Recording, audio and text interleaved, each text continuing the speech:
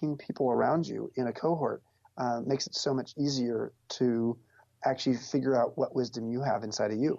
Yeah, there's a question that you ask, and I'm drawing a blank on what it is, but isn't there a question that you make the group ask each other, or am I thinking of something else? We definitely ask a variety of questions. It's something like, what is it that... Well, what mastery can you offer? Yes. Yeah. So there's 3 questions this is on Tuesday. We start on a Sunday night. This is by Tuesday afternoon, or we're asking this question. There's a question called, what business are you in? And if you want to focus on your business or organization that you're involved in, you could do that deep dive. And then we ask the question 5 times, and you can't answer the same way twice. Right. And so you're one-on-one with someone else. But the question that more people actually choose is either, what mastery do I offer, or what mastery can I offer? Right. And that's a really provocative question for someone to sort of say, wow. Now, if you and I did this together right now, without any sort of prepping for it, it'd be a hard process for me to ask you that question 5 times, and each time you have to give me a different answer. But once we've done, a day and a half of work together, by the time we get to this, people are sort of really well primed, and the most amazing epiphanies come out of people's mouths in terms of, well, this is actually what I'm in the business of being a story gardener. I help people with their story of their life and help them. I just, that woman who did that is like, she said, I'm a ghostwriter, but now that I know that I'm a story gardener, my job is to help cultivate someone's story of their life and then write a memoir about it. So that's an example of, you get to see something different. Like, for example, Airbnb is not a home sharing company. We're in the belong anywhere business. Yes. We help people belong anywhere. And that's very different than just being a home sharing company or just being a hospitality company. That question is one that, as I've done a lot of different things in life: professional race car driver, off-road adventure guide. I've owned cash for gold stores, a construction company, and currently I work for a marketing and advertising agency.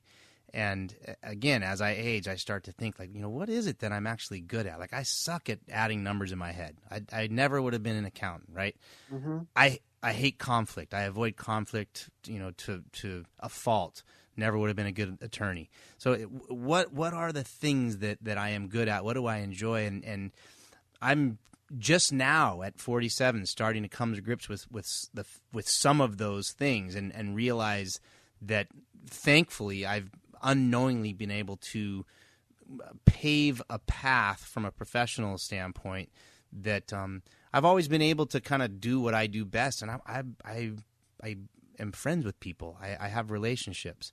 I may not be the best business person, but I'm a good person, I think, or I'm a good communicator and relate to people. And that seems to have worked out well for me, but I'm still on that journey for sure. Mm-hmm. So I think, the beautiful thing about our lives together as we get older is, I think we start to become. There's someone who said to me in the academy, just when I got comfortable in my own skin, my skin started to sag. And there's some truth to that. One of the things that I think really defines the journey of aging is to actually get more and more comfortable with oneself. Yeah. And as we become more comfortable with oneself and we become more human in who we are, somehow the world sees us that way. And there's a famous social science study that is defined by called the U-curve of happiness. And what they've been able to show across all cultures is that, generally speaking, from about age 25 to 45, people are apt to reduce their level of life satisfaction or contentment for a variety of reasons. Often it's just they have too much on their plate. And then around 45 to 50, actually, there's this midlife crisis, midlife unraveling, or what I call the great midlife edit, because I think the first half of your life is accumulating, the second half is about editing. Ugh. And you start moving into this place about where your age is right now, where you gravitate toward what gives you happiness. And you start to actually, frankly, become a little bit more human and less focused on someone else's path for you. And what happens is people in their 50s are happier than their 40s. People in their 60s are happier than their 50s. And people in their 70s are happier than their 60s. And that's across the whole world. This is not just a phenomenon in the United States. So I think that's what that speaks to, is the idea is, as we get older, we become more human and we become more comfortable with our humanness. And yes, do sometimes people become cranky? Of course they do. And do some people don't fit this profile at all? Yes. But on average, this profile seems to exist. And I think it's interesting too, because mankind, I believe, is demanding authenticity more and more. And I use this our consumption of media, at least my generation, and I think I even brought it up on the last episode. But I grew up watching Leave It to Beaver and 8 is Enough, and those shows were eventually you kind of realize, hey, this stuff's it doesn't happen this way. This is BS. And then we moved into the MTV Real World, and eventually got to Survivor, and we were calling that reality TV, but we still eventually say, this isn't real. And I think about myself, like when I do consume media, it's typically YouTube, and it's very pointed at things that I'm truly interested in. And it's real raw edits. It's not perfect stuff. It's just authentic information, authentic storytelling, authentic adventure that I want to see and hear. And I don't have the tolerance for fake anymore. And I think that that's I can say the same about relationships with people. Like, I don't have the tolerance for fake relationship anymore. I'm very well known for being direct and blunt and to the point, because I don't want to waste time with that. Yeah, sure, there's a place for small talk, and but at the end of the day, let's like get down to it and know each other, right, and be authentic with each other.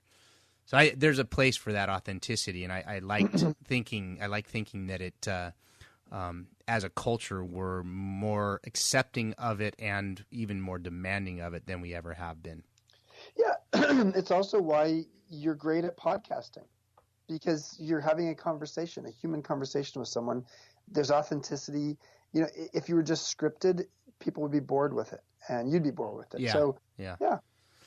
Well, so we could go a lot of different directions with that, but I do want to steer it back to the whole Baja thing, and something else that you mentioned that I don't know if you know about me, but you chose Pescadero for the Modern Elder Academy. Why in the world did you choose Pescadero? What's the connection with you and Baja? How'd you find out about it? And expand on that just a bit for us. Yeah. So about 8 or 9 years ago, some friends of mine, 2 friends of mine, a guy and a gal, were going down to Todos Santos for the week after Christmas. Okay. And they invited me to join them, and I'd never been there. And so we got a home, rented a home, and I spent a week there with them. And when I first arrived, I was like, oh, well, this is sort of quaint, but it's small. And Todos Santos, the town isn't even on the ocean, and so I was very much sort of confused by it. It's like it was a small town. Yeah, there was some charm to it, but it didn't quite fit what I thought it was going to be. And what was interesting over the course of the week there is I just fell more and more in love with it. Partly because I just realized, oh my God, all the restaurants are so good. It's partly because it's a fishing area. It's partly because it's great, plentiful farmland in Pescadero, which benefits Todos Santos nearby. Yep. I started to realize the beauty of the desert and the combination of, the area has 5 different sort of ecosystems. You've got the ocean, you've got the desert, you've got mountains nearby, which big mountains. Big mountains, 7,000-foot mountains. People are sort of, people know that, but what people are surprised by is that there's farmland. And you also have tropical, Las Palmas Beach. You feel like you're in Costa Rica. Yeah. Or, in Pescadero, there's a place called the Palm Orchard. And it's like, oh my God, it is like being in Costa Rica. It's like its own little tropical ecosystem. Have you been up over the Naranjo Road? I have, Yeah. yeah, and it's amazing. Yeah. And so the area started to speak to me, and then frankly, on almost a spiritual level, I had great dreams while I was there. I meditated on the beach, and I felt really comfortable. So the subtlety of the place sort of wore off of me, and then I started going there more and bringing friends down. And I'd never owned a second home in my life. I mean, basically my second home was my passport somewhere in the world, and I didn't really want to have a second home. But I fell in love with the area enough so that I decided to buy a home in Pescadero. And so I bought the home. I then started, after my 4 years of full time at Airbnb, I started working on this book I was going to write called, Wisdom at Work, The Making of a Modern Elder. And as I started writing the book, it dawned on me as I was interviewing 150 people in midlife, how many people felt irrelevant and lost, a bit bewildered. Because if we're going to live longer and power's moving younger and the world is changing faster, those collection of three things happening at once has people a bit confused by it all. And so that's when I started thinking, wow, I am a hospitality person, so I know how to run a hospitality operation. I've spent the last 10 years on the board of the Esalen Institute in Big Sur, so I've run personal growth retreats there. I understand that world. I understand education a little bit, teaching workshops.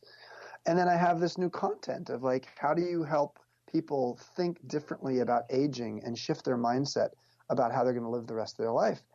And I said, wow, I could create this academy, and a place where people are imagining how they're going to repurpose themselves and how they can sort of mine their mastery and their wisdom.